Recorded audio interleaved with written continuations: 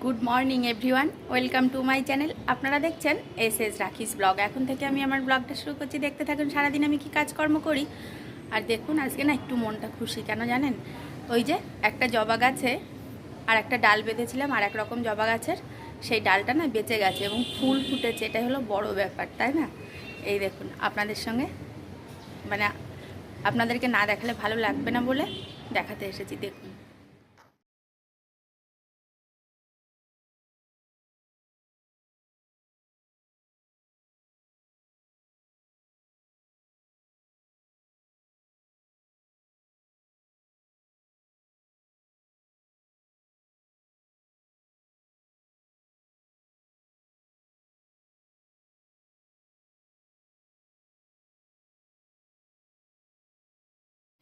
আজ আবার অনেক দিন পর আপনাদের সঙ্গে দেখা করতে চলে আসলাম।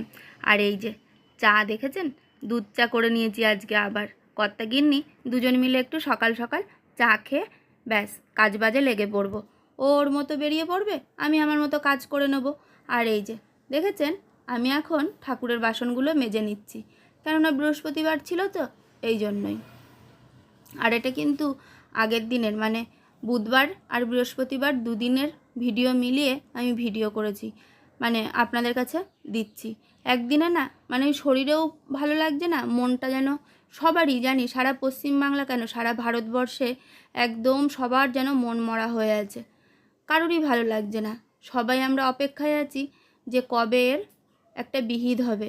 এই যে শয়তানগুলো, তারা কবে আমাদের সামনে আসবে, আমরা জানতে পারবো যে না, এরাই সেই দোষী। এখনও কিন্তু দোষীরা বাইরে দিয়েই ঘুরে বেড়াচ্ছে, তাই না? ওই এক দুজন যারা দেখা যাচ্ছে অন্য কেসে ধরা পড়েছে কিংবা অন্য কিছুর জন্যে, মাত্র এই কেসের জন্য একজনই ধরা পড়েছে, তাই না? আর সবাই কিন্তু বাইরেই ঘুরে বেড়াচ্ছে খোলা আকাশের তলায়, মনে হচ্ছে একটা সাধারণ মানুষ আমাদের মতন। কিন্তু সাধারণ মানুষ কি তারা, নাকি জানোয়ার বলেন তো? আমার তো মনে হয় না যে কোনো একটা সাধারণ মানুষ কিংবা যার মধ্যে কোনো মনুষ্যত্ব থাকে তারা এই ধরনের কাজ করতে পারে। আমার একটুও ভালো লাগছে না। জানি আপনাদেরও ভালো লাগছে না, হয়তো কথাটা বারবারই বলে ফেলছি, ভালো লাগছে না ভালো লাগছে না। কি বলবো বলেন তো, সত্যিই তো ভালো লাগছে না, এই জন্য মুখ দিয়ে বারবার চলে আসছে যে ভালো লাগছে না। আপনাদের কি ভালো লাগছে জানাবেন তো।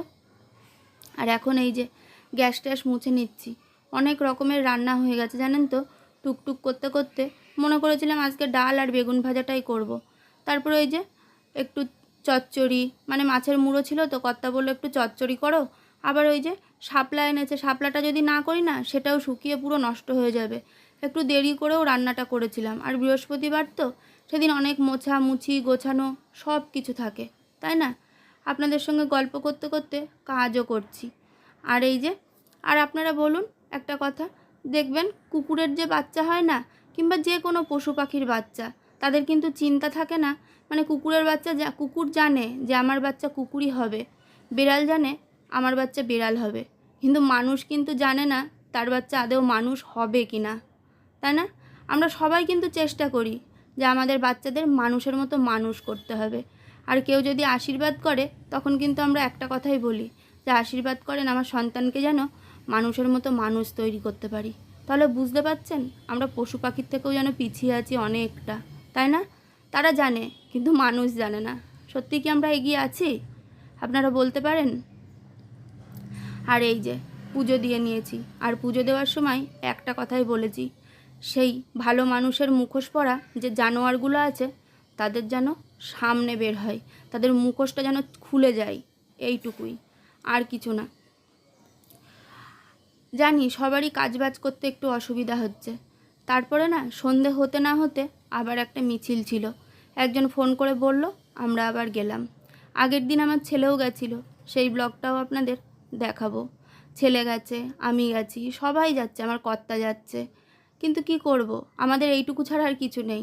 আর সামনে যদি না আসে এর থেকেও বৃহত্তর আন্দোলনের সৃষ্টি হবে।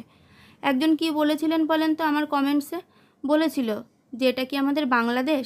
না, এটা আমাদের বাংলাদেশ না বলে এখনও ঠান্ডা মাথায় আমরা চলছি, এখনও আমাদের আন্দোলন চলছে। যদি বাংলাদেশ হতো না তাহলে হয়তো অনেক কিছুই জ্বলে যেত, অনেকের গদি থেকে নেমে যেতে হতো, তাই না?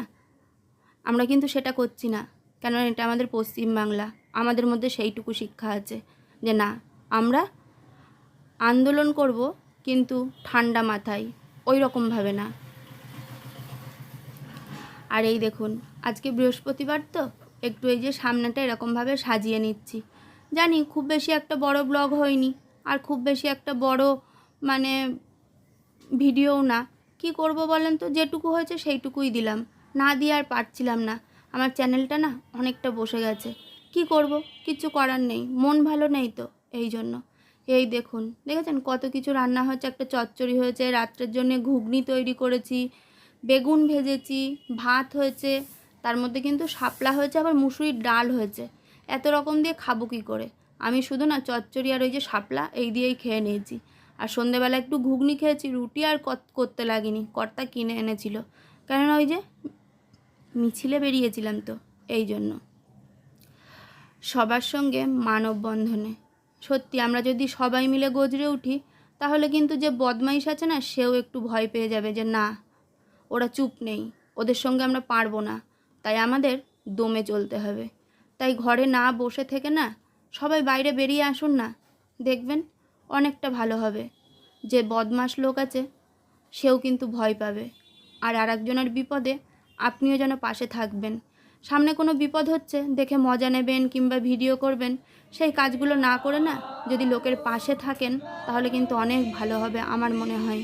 দেখেছেন আমাদের এই যে দমদম পার্ক থেকে এই মিছিলটা বা মানববন্ধন হয়েছিল, সেখানে আমিও ছিলাম, আরও অনেক বাচ্চা সবাই ছিল।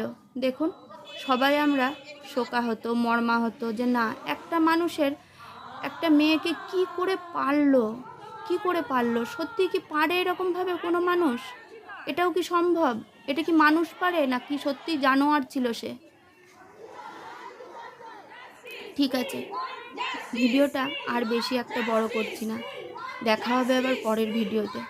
ততক্ষণ আপনারা সুস্থ থাকবেন, সাবধানে থাকবেন, সত্যি সাবধানে থাকবেন। দেখা হবে পরের ভিডিওতে।